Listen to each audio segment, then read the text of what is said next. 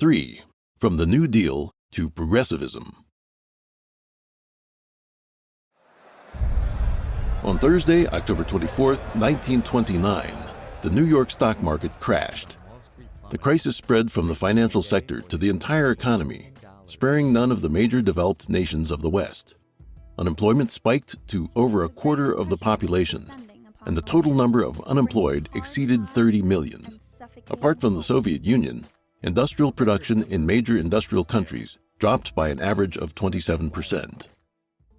In early 1933, within 100 days of Roosevelt's inauguration, many bills were introduced around the theme of solving the crisis. The policies increased government intervention in the economy and passed major reforms. Congress enacted the Emergency Banking Act, Agricultural Adjustment Act, National Industrial Recovery Act, and Social Security Act. Though Roosevelt's New Deal essentially ended by the outbreak of World War II, many of the institutions and organizations that emerged during the period have continued to shape American society to the present day. Roosevelt issued more executive orders than the total number of such decrees previously issued by all presidents in the 20th century. Nevertheless, the American unemployment rate in the United States did not fall below double digits until the war. The New Deal's real effect was to set the U.S. government on a trajectory of high taxation, big government, and economic interventionism.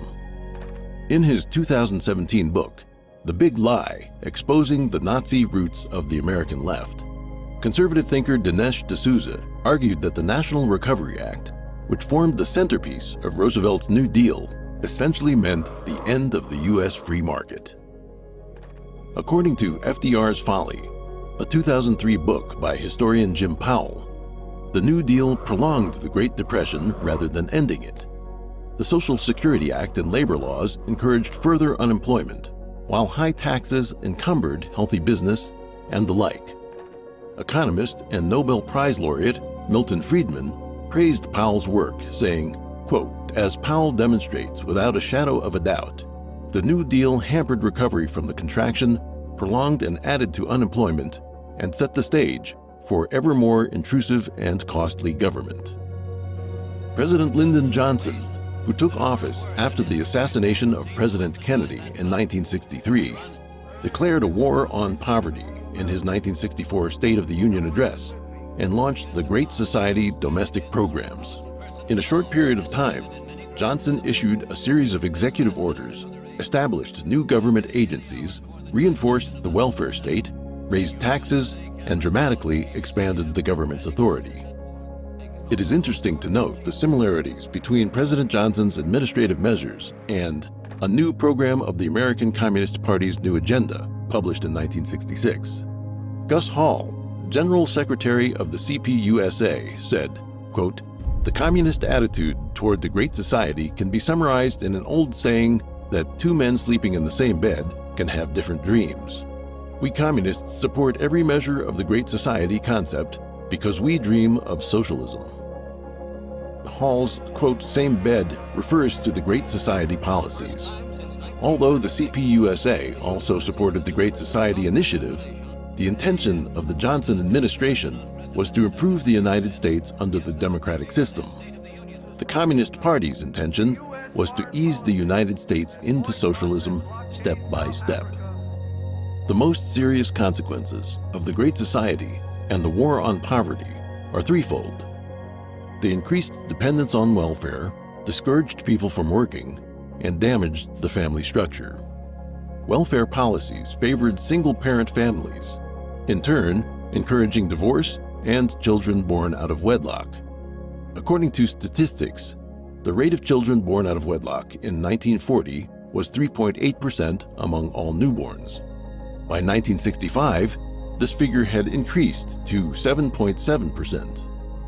In 1990, 25 years after the Great Society reform, the figure was 28% and again rose to 40% in 2012.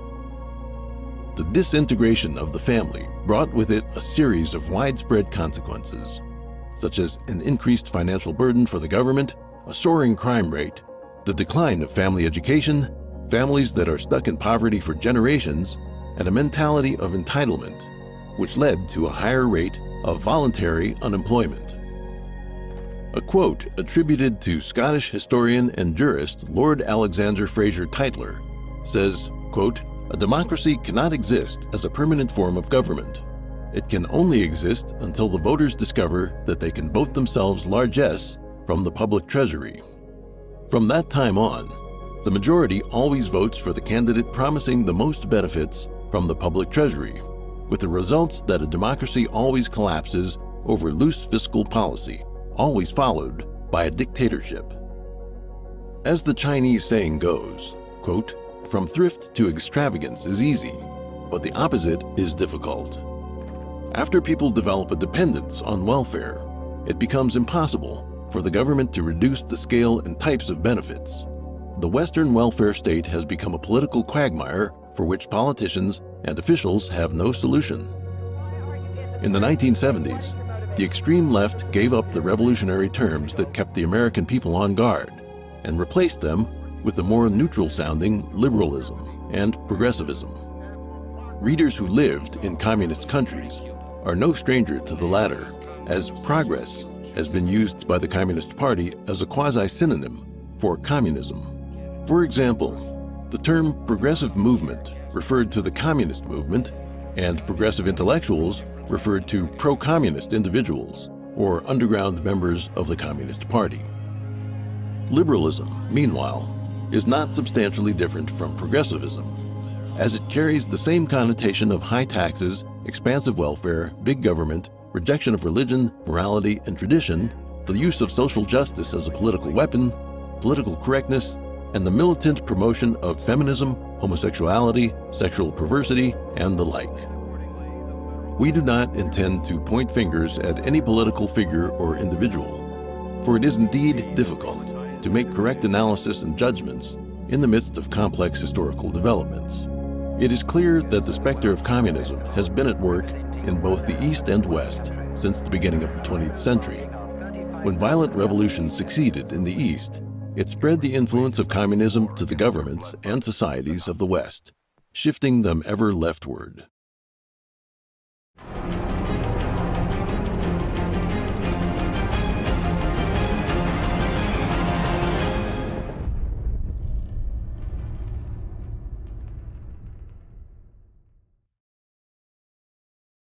Four, the Cultural Revolution of the West.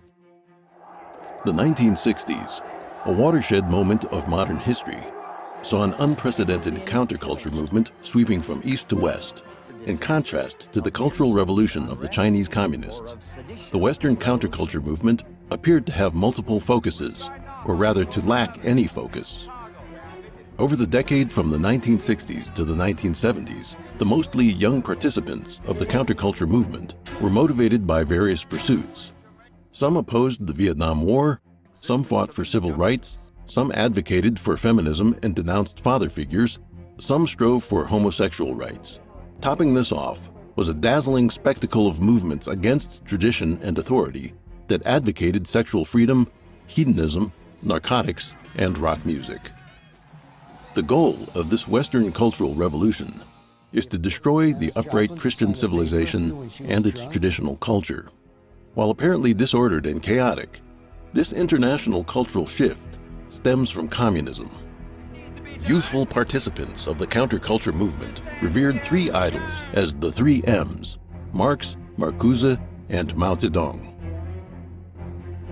Herbert Marcuse was a key member of the Frankfurt School, a group of Marxist intellectuals associated with the Institute for Social Research at the Frankfurt University.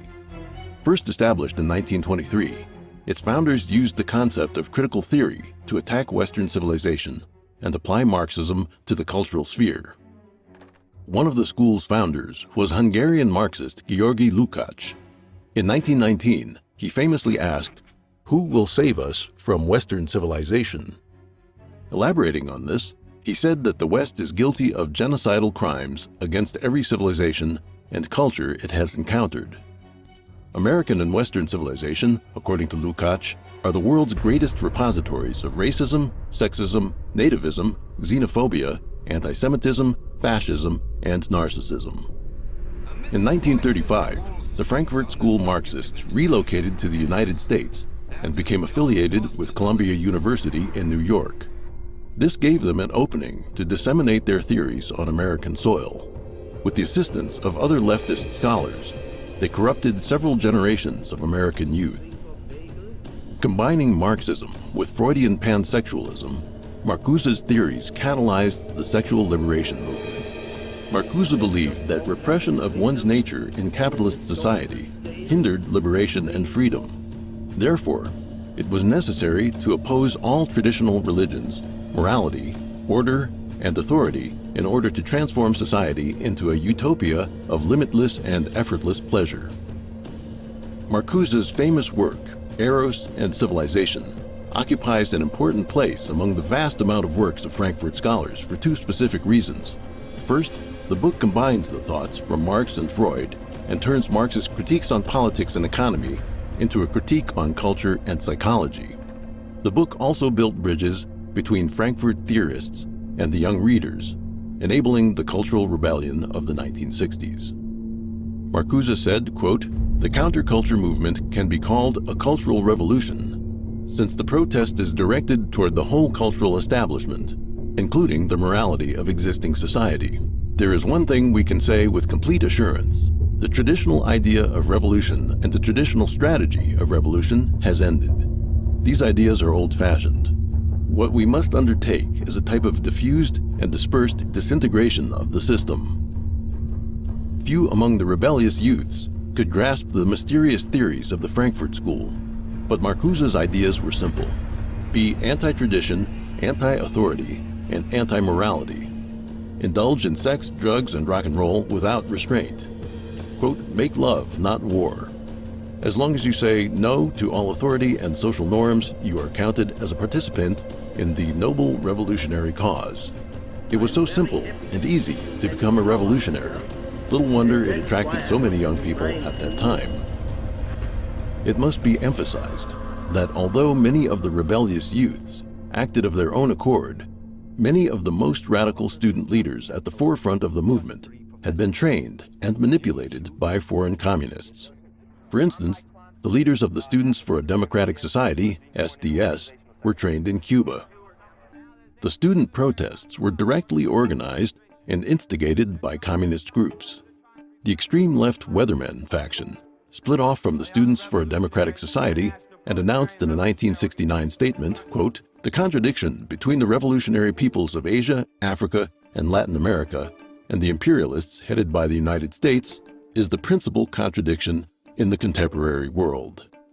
The development of this contradiction is promoting the struggle of the people of the world against U.S. imperialism and its lackeys."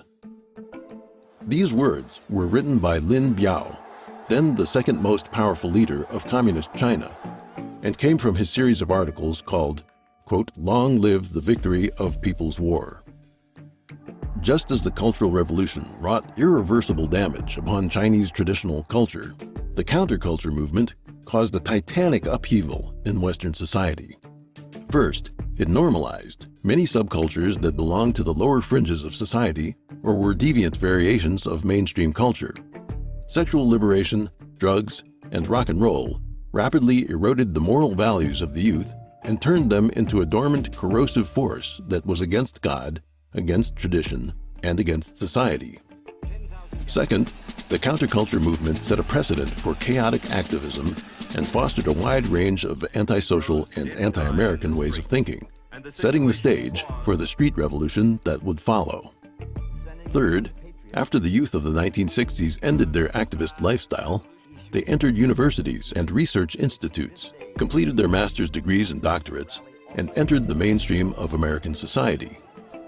They brought the Marxist worldview and its values into education, media, politics, and business, furthering a nonviolent revolution across the country.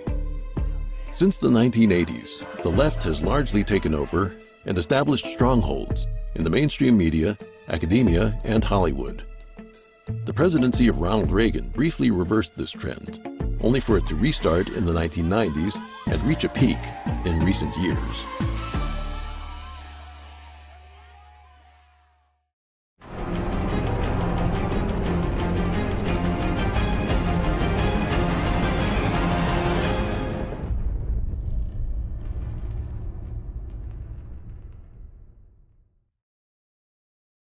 5. The Anti-War and Civil Rights Movements. In George Orwell's novel, 1984, one of the four main Oceanian ministries is the Ministry of Peace, which oversees the party's military affairs. The inverted meaning of its name points to a strategy employed by communists when one's strength is inferior to that of the enemy. Proclaim one's desire for peace. Extending an olive branch is the best way to hide an imminent attack. The Soviet Union and other communist countries were and continue to be adept practitioners of this strategy, which is employed to infiltrate the West. Right after World War II ended, with the United States still the only country to produce and successfully employ the atomic bomb, the World Peace Council was formed. Its first chairperson was French physicist Frédéric Joliot-Curie, a member of the French Communist Party. Having suffered huge losses in the war, the Soviet Union aggressively promoted world peace as a stratagem to stave off pressure from the West. The World Peace Council was directly influenced by the Soviet Committee for the Defense of Peace, an organization affiliated with the Soviet Communist Party. The Council ran a worldwide campaign proclaiming that the Soviet Union was a peace-loving nation and condemning the United States as a hegemonic warmonger. The, quote, struggle for peace, a catchphrase promoted by high-ranking Soviet official and ideological leader Mikhail Suslov, became a fixture of Soviet rhetoric. Quote, the present anti-war movement testifies to the will and readiness of the broadest masses of the people to safeguard peace and to prevent the aggressors from plunging mankind into the abyss of another slaughter. Suslov wrote in a 1950 propaganda tract, quote, the task is now to turn this will of the masses into active, concrete actions aimed at foiling the plans and measures of the Anglo-American instigators of war. World peace became one of the communist front lines in the public opinion war against the free world. The Soviet Union sponsored a multitude of organizations and groups to push communist aims, such as the World Federation of Trade Unions, Women's International Democratic Federation, International Federation of Journalists, World Federation of Democratic Youth, and the World Federation of Scientific Workers. Vladimir Bukovsky, a prominent Soviet dissident, wrote in 1982, quote, members of the older generation can still remember the marches, the rallies, and the petitions of the 1950s. It is hardly a secret now that the whole campaign was organized, conducted, and financed from Moscow through the so-called Peace Fund and the Soviet-dominated World Peace Council. Former Communist Party USA General Secretary Gus Hall said, quote, it is necessary to widen the struggle for peace, to raise its level, to involve far greater numbers, to make it an issue in every community, every people's organization, every labor union, every church, every house, every street, every point of gathering of our people. The Soviets pushed the, quote, struggle for peace movement in three waves during the course of the Cold War, with the first being in the 1950s. The second wave was the anti-war movement of the 1960s and 1970s. Stanislav Lunev, a former officer of the Soviet GRU, military intelligence, who defected to the United States in 1992, said that, quote, the GRU and the KGB helped to fund just about every anti-war movement and organization in America and abroad.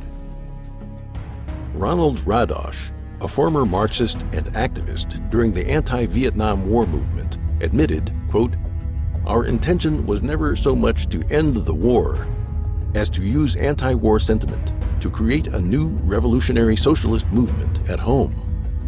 The third major anti-war movement took place during the early 1980s, when the United States strategically placed intermediate-range nuclear missiles in Europe. Anti-war protesters demanded that both the United States and the Soviet Union limit their nuclear arsenals. And in 1987, the Intermediate Range Nuclear Forces Treaty, INF, was created. Given the lack of free speech and political transparency in the Soviet bloc, the treaty terms could only be effectively guaranteed in the democratic West.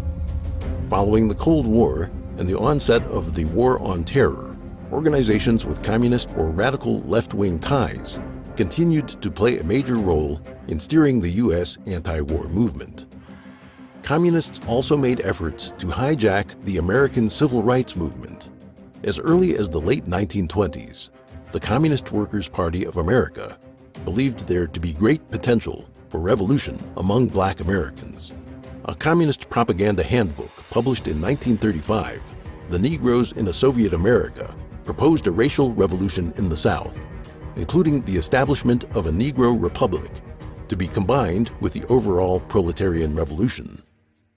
In the 1960s, elements of the civil rights movement received support from the Soviet and Chinese Communist parties.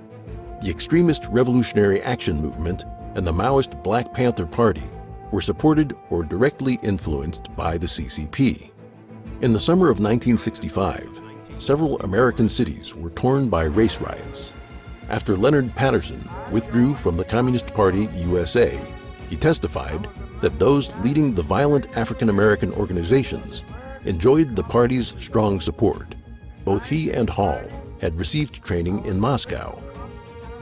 Whether in terms of its organizational structure or ideological program, the Black Panther Party looked up to the CCP as its role model, using slogans such as Mao's, quote, "political power rose out of the barrel of a gun," and, quote, "all power belongs to the people." Mao's Little Red Book was a must-read for all members. Like the CCP, the Black Panthers advocated violent revolution. One of the Panthers' leaders, Eldridge Cleaver, predicted in 1968 a wave of terror, violence, and guerrilla warfare. At many Black gatherings, participants waved the Little Red Book, mimicking the Red Guards, who were doing the same thing in China. The civil rights movement successfully brought race relations into public discussion and helped Americans heal some of the nation's deepest divides through peaceful means, such as legislation, demonstrations, boycotts, and education. However, left-wing revolutionaries have continued to use racial conflict as a springboard for their radical agendas.